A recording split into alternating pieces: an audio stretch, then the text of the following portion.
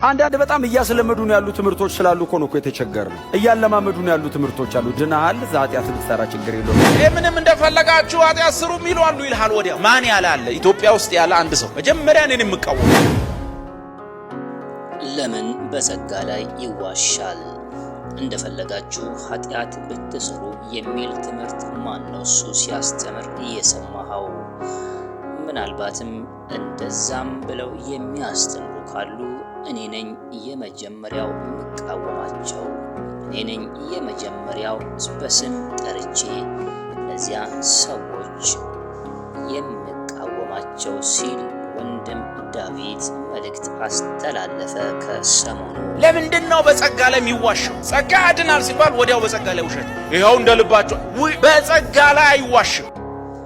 የሰው ልጅ ሆይ ልብ ብለህ ስማኝ። ምንም ማመቻመች ወይም ኮምፕሮማይዝ ማድረግ አይቻልም።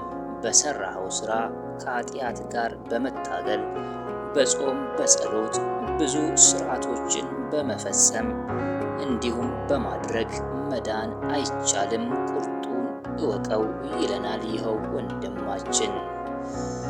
መዳን እግዚአብሔር እንዲያው በነፃ ለማይገባቸው ለሰው ልጆች የሰጠ ስጦታ ነው።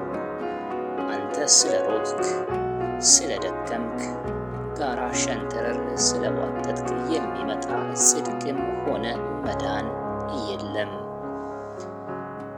ከዚሁ ጋር ተያይዞ ነቢይ ጥላሁን ጸጋዬ ያስተላለፈው መልእክት የብዙዎችን ትኩረት ስቧል። ድነሃል፣ ስለዚህ እንደፈለጋችሁ ኃጢአት ብትሰሩ ምንም ችግር የለውም ብለው የሚያስተምሩ አሉ ሲል ትችቱን ይገልጻል ነቢይ ጥላሁን። ቪዲዮን አይተን እንመለስ። እንዳሻህ ብትሆን አንዴ ድነሃልና ብሎ ሰው እንዴት ነው የሚያስተምረው? በቃ እኮ ግልጽ ነው፣ ለሞትህ እያመቻቸህ ነው ሲል አቋሙን አንጸባርቋል። ውድ አድማጭ ተመልካቾቼ ስለ እነዚህ ሁለቱ ሰዎች ሐሳብ መጽሐፍ ቅዱሳችን በእርግጥ ምን ይላል? መጽሐፍ በኤፌሶን ሰዎች ምዕራፍ 2 ከቁጥር 1 ላይ ሲናገር በበደላችሁና በኃጢአታችሁ ሙታን ነበራችሁ፣ በእነርሱም በዚህ ዓለም እንዳለው ኑሮ በማይታዘዙትም ልጆች ላይ አሁን ለሚሠራው መንፈስ አለቃ እንደሆነው በአየር ላይ ሥልጣን እንዳለው አለቃ ፈቃድ በፊት ተመላለሳችሁባቸው ይላል። ከዚህ መረዳት እንደምንችለው ለማይገባን ሙታን ለነበርነው ለእኛ እግዚአብሔር በልጁ በኢየሱስ ክርስቶስ በኩል ሕይወትን እንደሰጠን ነው እንጂ በእኛ አቅምና ሥራ በፍጹም መዳን እንደማንችል ነው። ጭራሹንም እንደማይሞከርም ጭምር። ሲጀመር የትኛው ጽድቃችን፣ የትኛው ሥራችን፣ የትኛውስ ማንነታችን ነው ከእግዚአብሔር ጋር ሊያስታርቀን የሚችለው? ለዛም ነው ጸጋ የሚባል ነገር ያስፈለገው። እዚህ ጋር ልብ ልንል የሚገባው ግን ይህንን በጸጋ የተቀበልነውን ውድ የሆነ ነገር ወይም ድነታችንን ማለታችን ነው አጥብቀን ልንንከባከብና ልንጠብቀው እንደሚገባ ነው። ብዙዎች እንደሚሉት አንዴ ድነሃልና እንደፈለግ ኃጢአት ብትሰራ የሚል ትምህርት እንደው ካለ እንኳ የዲያብሎስ ትምህርት መሆኑን በመገንዘብ መዳናችንን መጽሐፍ እንደሚል ዕለት ዕለት መፈጸም ይገባል የኛም አቋም ነው። ወንድም ዳዊት ይቀጥላል። ለምንድን ነው የሚዋሸው? ጸጋ ያድናል ሲባል ወዲያው ውሸት መናገር ለምንድን ነው ያስፈለገው? የፈራ የደነገጠ ይመለስ፣ እውነቱን ንገረው። ስለ ድነታችን መጽሐፍ ምን ይላል የሚለውን ማመን ነው። በዛ እርግጠኛ መሆን ነው እንጂ ሌሎች ምን አሉ በሚል መሆን የለበትም ይለናል ወንድማችን።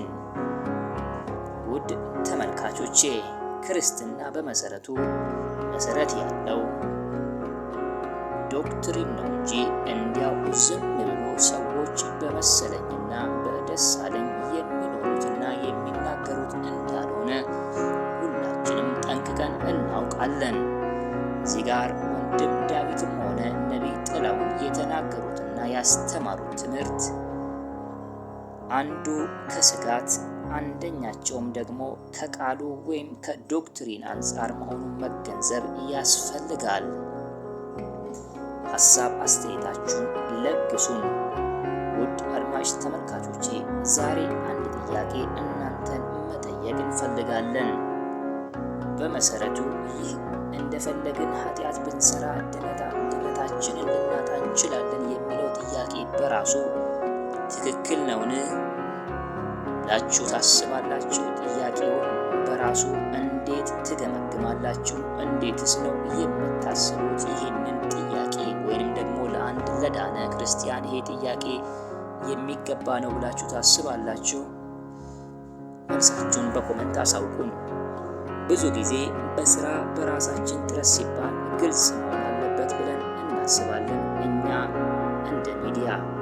አዎን እንግዲህ በስራ አይደለም የዳን ነው በጸጋ ነው እንጂ አንድ ሰው ለመዳን ብሎ አይሰራም። ምክንያቱም የእሱ ስራ ያንን ማስገኘት ስለማይችል።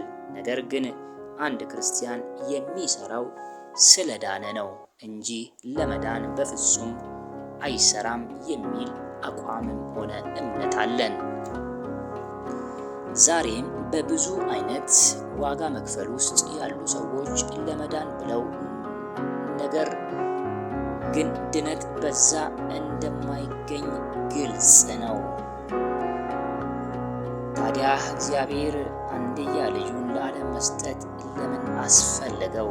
እንዲያ በስራችንማ መዳን የምንችል ቢሆን ኖሮ በራሳችን የምንችል ከሆነማ ብለው አቋማቸውን የሚያንጸባርቁ ብዙዎች ናቸው። እኛም ይህንን ሐሳብ እንጋራለን።